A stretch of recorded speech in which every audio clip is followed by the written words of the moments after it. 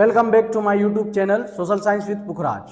बेटा previous video में हम फेडरलिज्म का फर्स्ट पार्ट कवर अप किए थे, जिसमें अपन ने मेनली 3 टॉपिक्स कवर किए थे। What is federalism, key feature of federalism and types of federation. आज वाले टॉपिक में रिमेनिंग जो 4 टॉपिक्स है, what makes India a federal country and how federalism practice in India, what is decentralization और उसके लिए क्या स्टेप उठाए गवर्नमेंट ने वो, and then local self government का क्या स्ट्रक्चर इंडिया में है, वो हम इस पार्ट में कंप्लीट करेंगे। तो ऑल दो मूव ऑन करते हैं बेटा।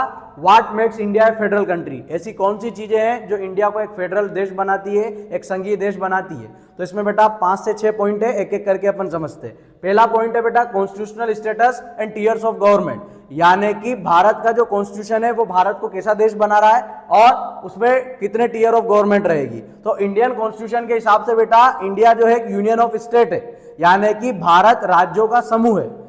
ऑल्दो बेटा इसमें कॉन्स्टिट्यूशन में मेंशन नहीं है कि इंडिया कमिंग टुगेदर है कि होल्डिंग टुगेदर है, बट इंडिया ने खुद ने डिसाइड किया है कि उसे अलग अलग स्टेट में बांटा जाएगा 28, इसलिए हम इंडिया को होल्डिंग टुगेदर का एग्जाम्पल कंसिडर करते हैं। और ये किसके प्रिंसिपल पे बेस है बेटा, फेडरलिज्म के, यानी कि पावर शेयर होगी स्टेट, सेंट्रल और लोकल गवर्नमेंट के बीच। फिर है बेटा टीयर्स ऑफ गवर्नमेंट, यानी कि 3 टीयर ऑफ सिस्टम अपने इंडिया में है, यानी कि 3 लेवल ऑफ गवर्नमेंट बनाई गई है पूरे देश के लिए। बेटा कौन सी, सेंट्रल अपनी स्टेट के लिए स्पेसिफिक स्टेट गवर्नमेंट है जो अपने हिसाब से वहां के रूल्स एंड रेगुलेशन बनाती है, एंड लास्ट वन बेटा लोकल गवर्नमेंट। ये लोकल गवर्नमेंट बेटा बनाई गई थी 1992 में। तो इसलिए बेटा किसको इंट्रोड्यूस किया गया, लोकल लेवल ऑफ गवर्नमेंट को, ताकि वो अपने ही लेवल पे जो है अपने ग्रामीण क्षेत्र के या शहरी क्षेत्र के जो भी मुद्दे हो वो अपने स्तर पर जो है सुलझा ले।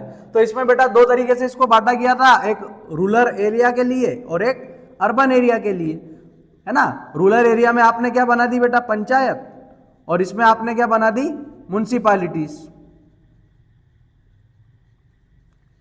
तो अगर आप देखेंगे बेटा तो आज आप 3 टीयर ऑफ गवर्नमेंट इंडिया में देखेंगे, that is central, state and local government. और लोकल गवर्नमेंट कब इंट्रोड्यूस हुई थी बेटा, 1992 में। तो ये आपका first point, constitutional status and tier of government. Now move on to second point. Second point है बेटा 3-fold distribution of legislative power, यानी कि जो कानून बनाने की शक्ति है उसको बेटा 3 पार्ट में जो है डिस्ट्रीब्यूट कर दिया। First is union list, second is state list and third is concurrent list. अब ये क्या होते हैं और इसमें कौन से सब्जेक्ट्स आते हैं उसको डिस्कस करेंगे। भाई यूनियन लिस्ट ऐसी लिस्ट होगी बेटा जिसमें केवल जो आपकी सेंट्रल गवर्नमेंट है वही रूल्स एंड रेगुलेशन बना सकती है, इसके अलावा स्टेट को कोई भी अथॉरिटी नहीं है ऐसे मुद्दों पर जो है कानून बना सके। तो सेंट्रल गवर्नमेंट के पास ऑल दी सोल अथॉरिटी रहती है इन मुद्दों पे कानून बनाने की। और इसमें कौन कौन से जो है बेटा सब्जेक्ट हैं, फॉरेन अफेयर यानी विदेशी मामले, डिफेंस आपके देश की सुरक्षा, करेंसी पैसा वगैरह रिलेटेड, बैंकिंग आपकी बैंकिंग सिस्टम इंडिया की आपको पता ही है, एंड देन कम्युनिकेशन। भाई जितने भी आपके फोन रिगार्डिंग जो आप कम्युनिकेशन के हिसाब से भाई डाटा वगैरह ये सब चीजें कौन डिसाइड करते हैं बेटा, आपकी यूनियन लिस्ट में आते हैं ये, और ये आपके डिसाइड करते हैं सेंट्रल गवर्नमेंट। अब सर इसको याद कैसे रखे, इसकी ट्रिक है बेटा हल्की सी। भाई आप फॉरेन गए हैं यानी विदेश में गए हैं, विदेश में जाके बेटा आपकी करेंसी क्या हो गई, खत्म हो गई, पैसा खत्म हो गया, और वहां की जो बैंक है बेटा वहां से भी आपके पैसे नहीं निकल पा रहे। भाई आपकी करेंसी खत्म हो गई तो एटीएम से निकालोगे, उसके लिए कहां जाना पड़ेगा, बैंकिंग, और वहां की बैंक में भी बेटा आपको पैसे नहीं मिल रहे, तो आप क्या करोगे अपने डिफेंस के लिए। भाई डिफेंस तो सुरक्षा करनी पड़ेगी, कैसे सुरक्षा करोगे, तो आप अपने दोस्तों के साथ क्या करोगे, कम्युनिकेशन करेंगे कि भाई विदेश में फंस चुका हूं और पैसे भी नहीं है, बैंक से भी पैसे नहीं निकल रहे हैं और मेरी जान पे आन बढ़ी है, मेरी सुरक्षा जो है बहुत जरूरी है। तो आप क्या करोगे, कम्युनिकेट करोगे अपने दोस्तों से। तो ऐसे इस ट्रिक से आप इसको याद रख सकते हो। सेकंड है बेटा स्टेट लिस्ट, इसमें बेटा स्पेसिफिक स्टेट ही जो है जिस राज्य के लिए अपने कानून बना सकती है, सोल अथॉरिटी रहती है स्टेट के पास कि इन केवल मुद्दों पे जो कानून बनेगा वो वहां की स्टेट बना सकती है। जैसे इंडिया में 28 स्टेट है तो अलग अलग स्टेट में आपको स्टेट पुलिस देखने को मिल जाएगी, MP police, UP police, Bihar police, Jharkhand police, ऐसे अलग अलग, और उनकी एग्जाम भी अलग होती है, उनकी पेइंग स्केल भी अलग होती है। सेम और क्या आएगा इसमें, agriculture, irrigation, trade and commerce. अब सर इसको भी कैसे याद रखने की कोई ट्रिक, बिल्कुल है बेटा। मान लीजिए एक पुलिस है, पुलिस वाले होते हैं जो वो एग्रीकल्चर भी करते हैं परफॉर्म, यानी खेती बाड़ी करते हैं, और खेती अगर कर रहे हैं तो बेटा इरिगेशन यानी सिंचाई तो उनको करनी पड़ेगी, और जब एग्रीकल्चर कर रहे हैं, सिंचाई कर रहे हैं, तो बेटा उससे फसल आएगी और फसल को क्या करेंगे, ट्रेड करेंगे, एंड देन कॉमर्स, वैसे याद रख लेना। ठीक है, लास्ट लिस्ट है बेटा कॉन्करेंट लिस्ट। इसमें ऐसे मुद्दे आएंगे बेटा जिसमें आपकी यूनियन गवर्नमेंट यानी कि सेंट्रल गवर्नमेंट तो कानून बनाएगी, प्लस स्टेट गवर्नमेंट भी इन मुद्दों पे क्या कर सकती है बेटा, लॉ मेकिंग कर सकती है, कानून बना सकती है। जैसे कि इसमें कौन कौन से सब्जेक्ट आएंगे बेटा, आपका एजुकेशन, शिक्षा, फॉरेस्ट, ट्रेड यूनियन, मैरिज, शादी वगैरह अपने अपने स्टेट के हिसाब से बनते हैं और उसमें सेंट्रल स्टेट दोनों जो है रूल्स मेकिंग कर सकती है। एडॉप्शन बेटा यानी होता है गोद लेना। भाई अलग अलग पॉलिसी होती है अलग अलग स्टेट की कि अगर आप किसी बच्चे को गोद ले रहे हो तो आपको कौन से रूल्स एंड रेगुलेशन फॉलो करने पड़ेंगे।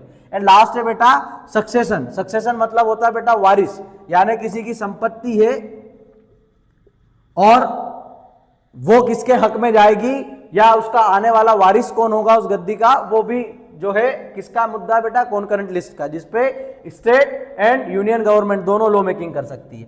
अब बेटा ऐसे मुद्दे जो इन तीनों लिस्ट में नहीं आते वो कहां जाते हैं बेटा, आपके रेसिड्यूअरी सब्जेक्ट में, और इस पे केवल और केवल सोल अथॉरिटी रहती है किसकी बेटा, सोल अथॉरिटी रहती है किस लोगों की, यूनियन गवर्नमेंट की, यानी कि सेंट्रल या यूनियन दोनों एक ही बात है बेटा। इसकी पूरी पावर लॉ मेकिंग की किसकी रहेगी बेटा, यूनियन गवर्नमेंट की। और इसमें कौन कौन से मुद्दे आएंगे बेटा, आपका जैसे स्पेस आ गया, स्पेस के अलावा आपका इंफॉर्मेशन टेक्नोलॉजी, आईटी, ऐसे कुछ मुद्दे हैं जो कि आपके रेसिड्यूअरी सब्जेक्ट में आते हैं। जो इन तीनों लिस्ट में नहीं आते वो कौन सी लिस्ट में आते हैं, इसमें। और इस लिस्ट में जो फैसला लेने की पूरी शक्ति है वो किसके पास है बेटा, आपकी सेंट्रल गवर्नमेंट या यूनियन गवर्नमेंट के पास। तो स्पेस हो गया, इसमें आईटी, या कुछ एग्जाम्पल है। तो इस तरीके से बेटा ये 4 लिस्ट हमने पढ़ी और इसमें से प्रमुख ये 3 है, यूनियन, स्टेट, कॉन्करेंट। इसमें केवल सेंट्रल गवर्नमेंट बनाएगी, इसमें केवल स्टेट गवर्नमेंट, एंड इसमें दोनों यूनियन और स्टेट दोनों कानून बना सकती है। और जो इन तीनों लिस्ट में नहीं आते वो आते हैं आपके रेसिड्यूअरी सब्जेक्ट में, और इस पे कानून बनाने की सोल अथॉरिटी किसके पास होती है बेटा, आपकी सेंट्रल गवर्नमेंट या यूनियन गवर्नमेंट कह लीजिए, इसके पास। और इसमें कौन से सब्जेक्ट, स्पेस एंड आईटी। तो ये था आपका second point, 3-fold distribution of legislative power. Then move on to third point. Third point है बेटा आपका स्पेशल प्रोविजन। इंडिया बेटा 28 स्टेट है और 28 स्टेट बेटा एक जैसे नहीं है। कुछ स्टेट काफी पिछड़े हुए हैं या फिर अपना सोशल ग्रुप लेके चलते हैं, अपना कल्चर फॉलो करते हैं, अपना कुछ हिस्टोरिकल बैकग्राउंड रहा है उनका। तो बेटा बहुत सारी स्टेट को जो है स्पेशल प्रोविजन दिया गया है, जैसे आर्टिकल 371। इस आर्टिकल 371 के तहत असम, नागालैंड, मिजोरम एंड अरुणाचल प्रदेश को बेटा एक स्पेशल स्टेट का दर्जा मिला है। और इसके तहत बेटा यहाँ पे कोई भी भारी व्यक्ति जो है जमीन वगैरह नहीं खरीद सकता। ऑल्दो इनकी गवर्नमेंट जॉब में भी इनको ही प्रेफरेंस मिलेगी, भारी व्यक्ति जो है गवर्नमेंट जॉब में काफी डिफिकल्टीज फेस कर सकता है अगर इन राज्यों से नहीं बिलोंग करता है। तो यहाँ पे सोल अथॉरिटी दी गई है जमीन के मामले में कि जमीन से रिलेटेड जो भी जगह को बेचना खरीदना होगा वो यहीं के लोग कर पाएंगे, बाहरी कोई व्यक्ति इसमें इंटरफेयर नहीं करेगा। ऐसा इसलिए किया गया बेटा ताकि इनकी यूनिक सोशल और कल्चरल और हिस्टोरिकल कॉन्टेक्स्ट को क्या कर सके बेटा, गवर्नमेंट प्रोटेक्ट कर सके। जैसे आर्टिकल 370 आपको पता होगा, ऑल्दो अभी वो बचा नहीं है आर्टिकल 370, जो जम्मू कश्मीर को जो है स्पेशल जो है स्टेट का दर्जा देता था, जो कि 2019 के तहत जो कानून आया था रिमूव आर्टिकल 370 वाला करके, जो है उसके तहत आर्टिकल 370 इंडिया से हट गया। लेकिन आर्टिकल 370 क्या था बेटा, जम्मू कश्मीर को एक स्पेशल स्टेट का दर्जा देता था, जिसमें उसका अपना अलग फ्लैग रहेगा, देन कॉन्स्टिट्यूशन अलग रहेगा, ऐसे कुछ करके। अपना फ्लैग भी अलग था, अगर आपको पता हो तो, फ्लैग इंडियन फ्लैग जो कि अपना तिरंगा है वो वहाँ पर जो है लोग फहरा नहीं सकते थे, वहाँ का अपना जम्मू कश्मीर का अपना झंडा था। लास्ट बेटा ये है यूनियन टेरिटरी। भाई ऐसी कुछ जगह हैं जो ना तो स्टेट बना सकते हैं उनको और ना ही उनको ऐसे ही छोड़ सकते, तो उनको बनाया गया बेटा यूनियन टेरिटरी, और जिसमें आपकी जो सेंट्रल गवर्नमेंट होगी वो डायरेक्टली रूल करेगी। इसके एग्जाम्पल है Delhi and Puducherry. Fourth point है बेटा रिजिड कॉन्स्टिट्यूशनल अमेंडमेंट, यानी इंडिया को बहुत ही ज्यादा ताकतवर बनाने के लिए कॉन्स्टिट्यूशन क्या करता है बेटा कि मान लीजिए सेंट्रल गवर्नमेंट अपना पावर मिसयूज भी तो कर सकती है, इसलिए क्या बनाया गया बेटा, कॉन्स्टिट्यूशनल अमेंडमेंट को रिजिड कर दिया गया। जैसे मान लीजिए किसी बिल को मुझे लेके आना है जो कि स्पेशल बिल है और जो पूरे इंडिया को इफेक्ट कर रहा है, 28 स्टेट और 8 यूनियन टेरिटरीज में इंक्लूडेड है। जैसे मैं एग्जांपल लूं जीएसटी का, तो GST good and service tax बेटा ये एक नियम लेके आई थी गवर्नमेंट, अब ये स्पेशल बिल था, तो भाई गवर्नमेंट सेंट्रल गवर्नमेंट चाहती तो एग्जैक्टली जो है सेंट्रल में मेजोरिटी में जो गवर्नमेंट थी उस समय बीजेपी, आसानी से बेटा उस बिल को पास कर सकती थी। लेकिन इंडिया ने ऐसे किसी भी सब्जेक्ट जो कि एक स्पेशल बिल में आते हैं उसको कैसा बनाया है बेटा, रिजिड बनाया है कि अगर आपको वो कानून लागू करना है तो बेटा सेंट्रल गवर्नमेंट जो है वो कानून बनाती है, पार्लियामेंट बनाती है सेंट्रल गवर्नमेंट के बिहाफ पे। तो पार्लियामेंट के जो हाउस है, कौन से हाउस बेटा, आपके शॉर्ट में लिख रहा हूं, लोकसभा एंड राज्यसभा, इसके 2/3 2/3 जो मेंबर है, यानी कि जितने भी सदस्य है उसमें से जो 2/3 मेजोरिटी ऑफ द पीपल है वो उस बिल को क्या करने चाहिए, पास करने चाहिए। देन इसके अलावा बेटा half of the state, half of the state, यानी कि भारत में टोटल 28 राज्य है और उस 28 राज्य में से कितने बेटा 14 स्टेट भी उस बिल के लिए क्या करने चाहिए, एग्री करने चाहिए, तभी जाके इंडिया में कोई सा स्पेशल बिल जो है बनेगा। क्योंकि होता क्या है बेटा, बहुत बार सेंट्रल गवर्नमेंट अपनी पावर का मिसयूज करके ऐसा कानून लागू कर सकती है जो किसी स्टेट को इफेक्ट कर रहा हो या उसके लिए वो अच्छा ना हो, तो ऐसे में तो बेटा ये मनमानी हो गई, तो इंडिया फिर फेडरल कैसे कहलाएगा। तो इंडिया ने क्या किया बेटा, ये मैंने जीएसटी बिल के तहत आपको समझाया, तो एक स्पेशल प्रोविजन बनाया है कि अगर आपको कोई सा भी एक ऐसा बिल निकालना है तो आपको उस समय के लोकसभा राज्यसभा के 2/3 मेंबर उस पर यस बोलने चाहिए। Than half of the state, यानी कि 14 स्टेट भी आपके साथ उस बिल में शामिल होनी चाहिए, तब जाके बेटा आप कुछ कोई से बिल को बदलाव कर सकते हो। जैसे फंडामेंटल राइट से बेटा अगर उसमें कुछ बदलाव करना है तो वो एक क्या आ जाएगा, स्पेशल बिल। भाई कोई सा भी कानून बनने से पहले क्या होता है, एक बिल के रूप में प्रस्तुत किया जाता है संसद में, तो स्पेशल बिल बनेगा वो, और उसमें 2/3 मेंबर की हामी होनी चाहिए, लोकसभा की भी और राज्यसभा की भी, and than half of the state उसमें एग्री करने चाहिए। तो ये था आपका 4th पॉइंट बेटा, रिजिड कॉन्स्टिट्यूशनल अमेंडमेंट, यानी कि आसानी से आप किसी भी कानून को चेंज नहीं कर सकते, इस प्रोसेस से गुजरना पड़ेगा, तब जाके आप किसी भी कानून को बदलाव कर पाएंगे। नेक्स्ट पॉइंट पे बढ़ते बेटा, 5th पॉइंट है बेटा आपका role of independent judiciary. For India में इंडिपेंडेंट जुडिशरी बनाई इसलिए गई है ताकि कभी ऐसा मुद्दा हो कि स्टेट और गवर्नमेंट और लोकल गवर्नमेंट या फिर सेंट्रल गवर्नमेंट इनके बीच नहीं बन रही है, तो इसमें बेटा इंडिपेंडेंट जुडिशरी क्या करेगी, अपना फैसला सुनाएगी और उस फैसले को बेटा सभी लेवल ऑफ गवर्नमेंट को मानना पड़ेगा। जैसे अपने इंडिया में जो हाईएस्ट कोर्ट है वो है बेटा सुप्रीम कोर्ट, और जो भी मामला बेटा अगर डिस्प्यूट रहा किसके बीच, सेंट्रल गवर्नमेंट और स्टेट गवर्नमेंट या फिर लोकल गवर्नमेंट के बीच, और वो उनके स्तर पर नहीं सुलझा, तो फिर कौन इंटरवीन करती है बेटा, आपकी जुडिशरी, और वो सुप्रीम कोर्ट जो फैसला सुना दे फिर वो जो है पत्थर की लकीर। लास्ट है बेटा फाइनेंशियल ऑटोनॉमी, ये आप की फीचर ऑफ फेडरलिज्म में पढ़ के आए हैं कि भाई जो सोर्स ऑफ रेवेन्यू होंगे, कि भाई सेंट्रल को कहां से पैसे मिलेंगे अपने देश को चलाने के लिए और स्टेट को कहां से मिलेंगे अपने स्टेट को चलाने के लिए, वो मेंशन है। ऑल्दो जैसे कि मैंने एग्जांपल भी दिया था मूवी टिकट्स का, मूवी देखने गए और वहां पे जो आपके टिकट मिलेंगे आपको, तो उसमें बेटा आप क्या करोगे, CGST देख पाओगे और SGST देख पाओगे। इसका पैसा सीधा किसके खाते में, सेंट्रल गवर्नमेंट के, और इसका पैसा सीधा किसके खाते में बेटा, जहां पे जिस स्टेट में वो लगी है, और ये वेरी करता है स्टेट टू स्टेट। ठीक है, तो ये इस तरीके से ये सारे पॉइंट थे बेटा जो हमने कवर अप किए। What makes India federal country, total अपन ने बेटा 6 पॉइंट क्लियर कहे हैं, जिसमें अपने को पता चल रहा है कि इंडिया को कौन सी ऐसी चीज है जो फेडरल कंट्री बना रही। Now move to the next topic, that is how federalism practice in India. Now बेटा next topic, how federalism practice in India. भाई भारत में फेडरलिज्म कैसे प्रैक्टिस किया गया, तो अपन देखते हैं बेटा, इंडिया जब आजाद हुआ 1947 में, तो बहुत ब्लडी पार्टीशन उसे हम बोल सकते हैं। ऑलमोस्ट 80 लाख पीपल क्या करके गए थे बेटा, इंडिया से पाकिस्तान या पाकिस्तान से इंडिया ट्रेवल किया था, एंड अप्रोक्स 10 लाख पीपल जो उसमें जान से खत्म हो गए थे। बहुत ही ब्रूटल था। इवन हिस्ट्री का सबसे बड़ा जो देश बंटवारा हुआ है वो इंडिया और पाकिस्तान का आप बोल सकते हो, जिसमें जो महिलाओं के साथ वायलेंस हुआ, ब्रूटलिटी हुई, उनके साथ रेप हुआ या उनके साथ बहुत बहुत गंदी हरकतें लोगों ने करी थी पार्टीशंस के समय। तो जब इंडिया आजाद हुआ बेटा फाइनली 1947 में, तो इंडिया को एक तो अपनी बाउंड्री वापस से क्या करनी थी, रीशेप करनी थी, और रीशेप करने के बाद बेटा जो सबसे बड़ा चैलेंज था कि जो स्टेट वो बनाने जा रहा है वो आपस में ना लड़े या फिर देश में वापस से अशांति का माहौल ना हो। तो सबसे पहले बेटा उसके लिए क्या किया गया, creation of linguistic state.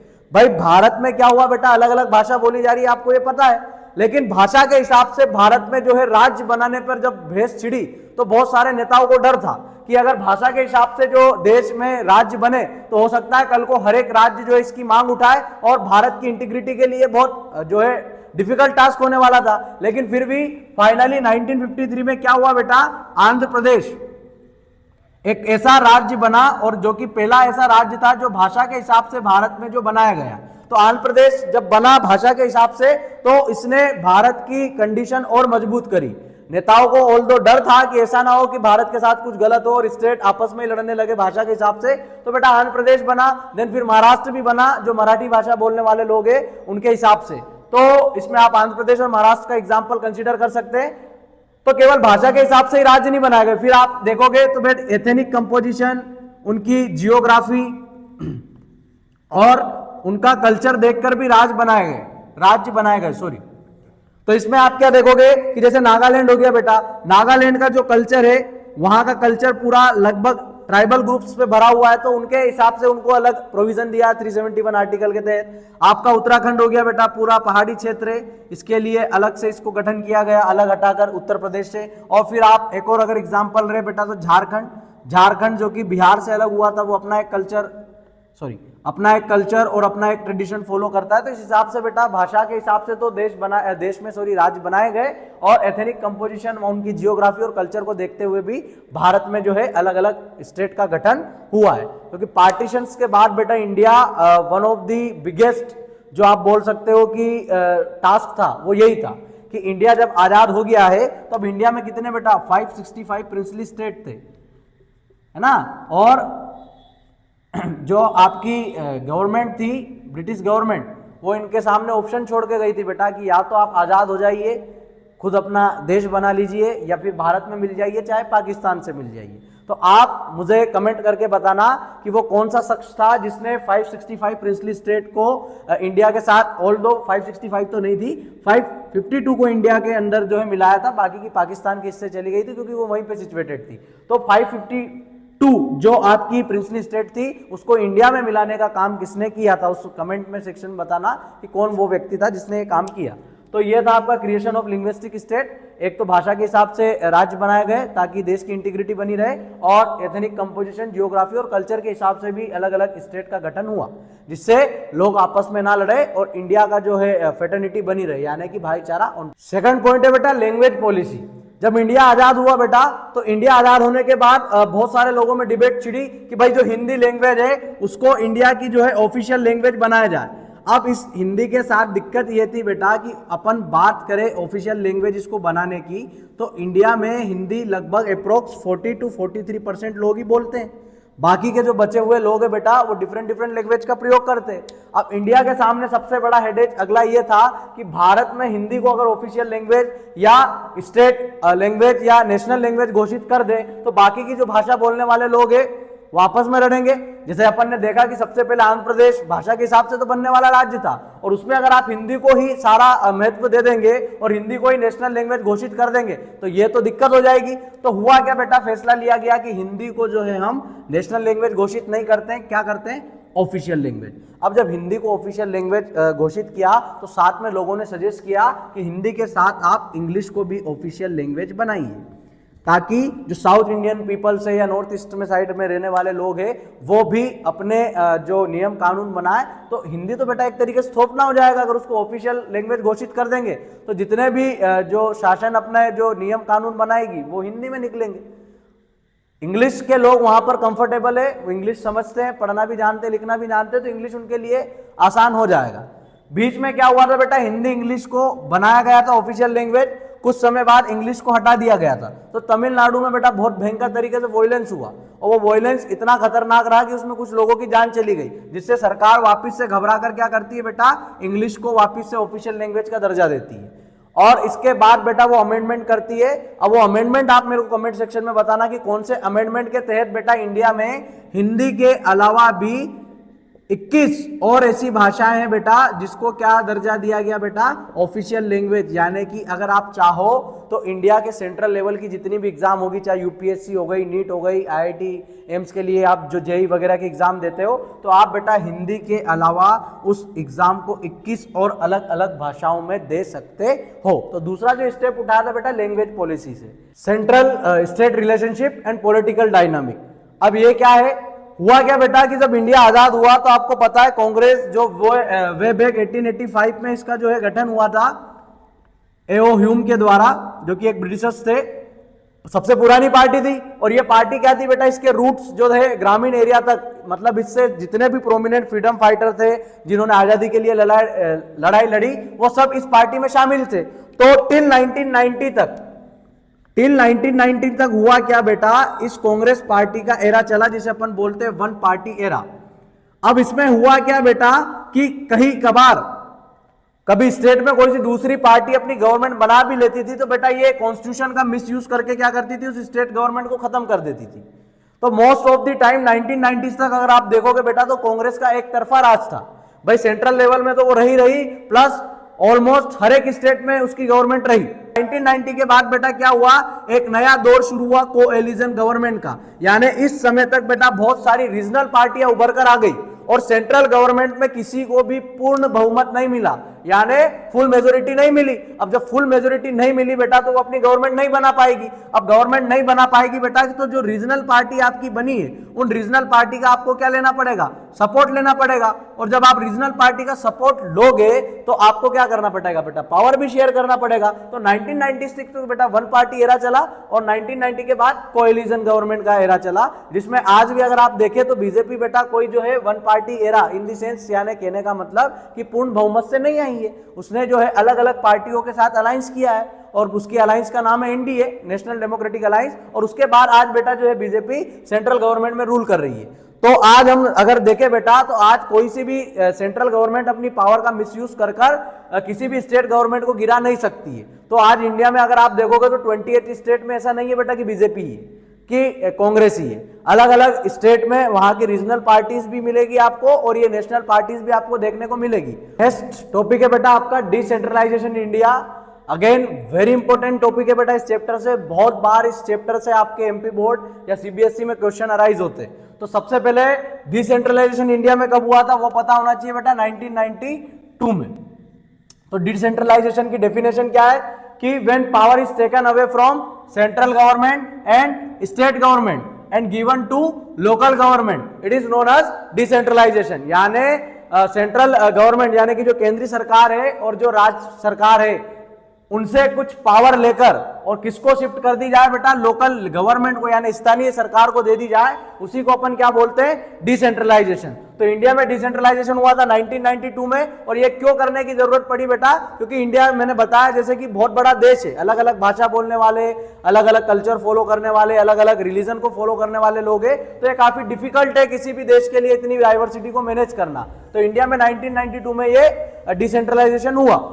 Then इसके पहले राजस्थान एक ऐसा स्टेट था जिसकी नागौर डिस्ट्रिक्ट में, नागौर की जगह में जो है बेटा सबसे पहले इसको इंप्लीमेंट किया गया था। ऑल्दो ये कॉन्स्टिट्यूशनली मेंशन नहीं हुआ था, एक्चुअल में 1992 में ही जो है डिसेंट्रलाइजेशन इंडिया में हुआ और जिसके तहत इंडिया में जो है कॉन्स्टिट्यूशनली ये किया गया कि अब इंडिया में 2 टीयर ना होके कितने टीयर रहेंगे, 3 टीयर ऑफ गवर्नमेंट होंगे। अब 1992 में बेटा कुछ स्टेप लिए गए डिसेंट्रलाइजेशन के टुवर्ड, वो अपन वन बाय वन समझेंगे। पहला जो था बेटा, इसके इलेक्शन मैंडेटरी किए गए कि इलेक्शन अब क्या होंगे, रेगुलरली होल्ड होंगे, नियमित अंतराल पे इलेक्शन आपको जो है करवाने पड़ेंगे। सेकंड बेटा इसमें क्या हुआ, एससी एसटी एंड ओबीसी के लिए जो है सीट रिजर्व करी गई कि जितने भी आपके एससी कम्युनिटी के या एसटी या ओबीसी की, तो उनको पंचायती लेवल पे या लोकल लेवल पर सीटें रिजर्व करके दी गई। सबसे इंपॉर्टेंट एंड मेन टॉपिक बेटा, इंडिया में स्टेट गवर्नमेंट सेंट्रल गवर्नमेंट है लेकिन अभी तक वहां पर महिलाओं को रिजर्वेशन नहीं मिला है। लेकिन लोकल लेवल गवर्नमेंट में ऐसा पहली बार हुआ कि जो 1/3 सीट थी वो किसके लिए रिजर्व करी गई बेटा, महिलाओं के लिए। 1/3 सीट रिजर्व फॉर विमेन, पहली बार हुआ था बेटा। इसको स्टार बना लेना क्योंकि 1 मार्कर बहुत बार पूछता है कि कौन सी लेवल ऑफ गवर्नमेंट पे जो है महिलाओं के लिए सीटें रिजर्व है। फोर्थ वन बेटा, सोर्स ऑफ रिवेन्यू।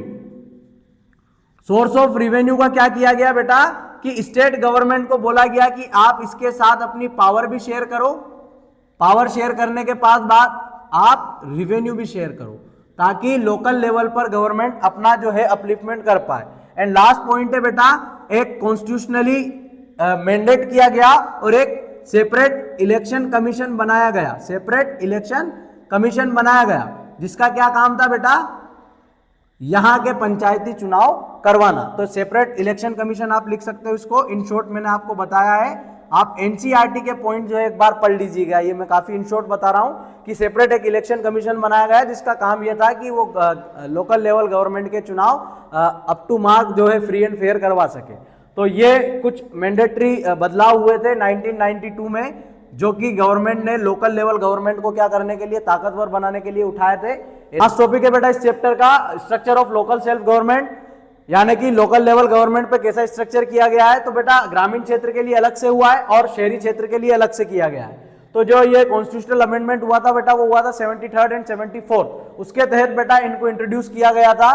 तो जो ग्रामीण क्षेत्र है बेटा, उसमें बेसिकली अपन पंचायती राज बोलते हैं, जिसमें सबसे छोटी इकाई बेटा आपकी होती है ग्राम पंचायत, और इस जो ग्राम पंचायत का हेड होता है बेटा, उसको अपन बोलते हैं सरपंच। वन मार्कर है, बहुत बार पूछा जाता है, या उसी को हम बेटा प्रधान भी बोल देते हैं। इसके बाद कुछ ग्राम पंचायत मिलकर बेटा आपकी बनाती है ब्लॉक या जनपद पंचायत, और कुछ जनपद पंचायत मिलकर बनाती है आपकी बेटा जिला पंचायत, जिसको हेड करते बेटा आपके प्रेसिडेंट। इंडिया वाले प्रेसिडेंट नहीं, इसकी पोस्ट को प्रेसिडेंट बोला जाता है, यानी कि जिला अध्यक्ष, है ना। और जैसे मैं राजगढ़ जिले की बात करूं मैं, तो चंद्र सिंह सोंदिया अभी जिला पंचायत के क्या है बेटा, अध्यक्ष। तो वो तो पॉलिटिकल हेड है, लेकिन जो एडमिनिस्ट्रेटिव हेड होता है बेटा, वो या तो आपका होता है डीएम यानी कि डिस्ट्रिक्ट मजिस्ट्रेट, या बेटा आपका कोई आईएएस ऑफिसर यानी कि कलेक्टर। सेम बेटा यहां पे अर्बन एरिया में म्युनिसिपैलिटीज काम करती है।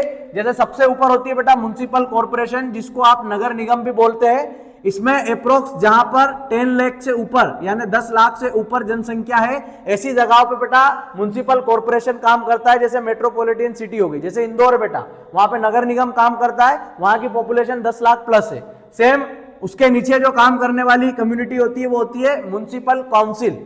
म्युनिसिपल काउंसिल को आप नगर पालिका भी बोलते हैं। इसमें बेटा 20,000 से लेके लगभग 10 लाख के अराउंड लोग रह रहे हैं। तो वहां पे कौन सी बॉडी काम करती है बेटा, म्युनिसिपल काउंसिल। और सेम लास्ट छोटी इकाई इसकी होती है बेटा नगर पंचायत, जिसमें 20,000 से कम लोग अगर रह रहे हैं तो वहां पे नगर पंचायत, वहां पे जो है लोग काम करेगी, वहां की बॉडी। जैसे खुजनेर, जैसे मैं टाउन का इस्तेमाल करूं, तो यहाँ पे बेटा नगर पंचायत है, 20,000 से अधिक जनसंख्या यहाँ पे नहीं है। और इसका जो हेड होता है बेटा, उसको नगर पंचायत अध्यक्ष बोलते हैं, अध्यक्ष यानी कि प्रेसिडेंट। म्युनिसिपल काउंसिल नगर पालिका, उसको भी सिटी का चेयरपर्सन बोलते हैं, म्युनिसिपल काउंसिल का chairperson. And then municipal corporation में बेटा जो हेड होता है, उसको बोलते हैं अपन मेयर। अगेन ये एक नंबर का इंपॉर्टेंट क्वेश्चन है कि भाई म्युनिसिपल कॉर्पोरेशन का जो चेयरपर्सन होता है, उसे क्या बोलते हैं, मेयर। इसमें म्युनिसिपल काउंसिल हेड बोल सकते हैं आप। और इसमें जो नगर पंचायत का हेड होता है, उसको नगर पंचायत अध्यक्ष या प्रेसिडेंट बोलते हैं। सेम ऐसे इसमें भी जो जिला पंचायत का हेड होता है, उसे प्रेसिडेंट बोलते हैं। तो इस तरीके से बेटा ये लोकल सेल्फ गवर्नमेंट का स्ट्रक्चर हमने देखा। कुछ ग्राम पंचायत मिलकर ब्लॉक, कुछ ब्लॉक मिलके जिला। तो आप जब भी 18+ होंगे बेटा, और जब पंचायती चुनाव में आप पार्टिसिपेट करेंगे, तो आपको बेटा 3 अलग अलग लोगों के लिए वोट करना पड़ेगा। एक अपने एरिया के सरपंच के लिए, फिर आप अपने जनपद पंचायत के सदस्य के लिए जो खड़े होंगे उनके लिए करेंगे, और एट दी लास्ट जो जिला पंचायत अध्यक्ष के लिए लोग खड़े हुए हैं, उनके लिए आप वोट करेंगे। और अगर आप टाउन एरिया में रह रहे हैं, तो आपके यहाँ अगर 20,000 से कम जनसंख्या है, तो आप नगर पंचायत के चुनाव में वोट करेंगे। अगर आप जिस एरिया में रह रहे हो वहाँ 20,000 से लेकर 10 लाख के बीच में अगर जनसंख्या है, तो आप म्युनिसिपल काउंसिल के यानी कि नगर पालिका के वहाँ पर चुनाव होंगे। और अगर कहीं कहीं अगर आप रह रहे हो, जैसे इंदौर रह रहे हो, मुंबई रह रहे हो, तो ये बेटा मेट्रोपॉलिटन सिटीज़ है, तो यहाँ पर म्युनिसिपल कॉर्पोरेशन काम करता है, तो आप वहाँ उनके लिए वोट करेंगे। और वहाँ का जो हेड होगा वो कहलाता है बेटा मेयर। तो आप साउथ इंडियन मूवी में देखे होंगे बहुत जगह, तो मेयर जो होता है वो बेसिकली विलन ही होता है, और उससे अपने जो हीरो होते हैं उनकी लड़ाई होती है। तो इस तरीके से बेटा ये आपने स्ट्रक्चर समझा लोकल सेल्फ गवर्नमेंट का। आई होप आपको ये वीडियो अच्छे से समझ में आया होगा। अगर अच्छा लगा तो इस वीडियो को लाइक करिए, शेयर करिए। तब तक के लिए जय हिंद, जय भारत।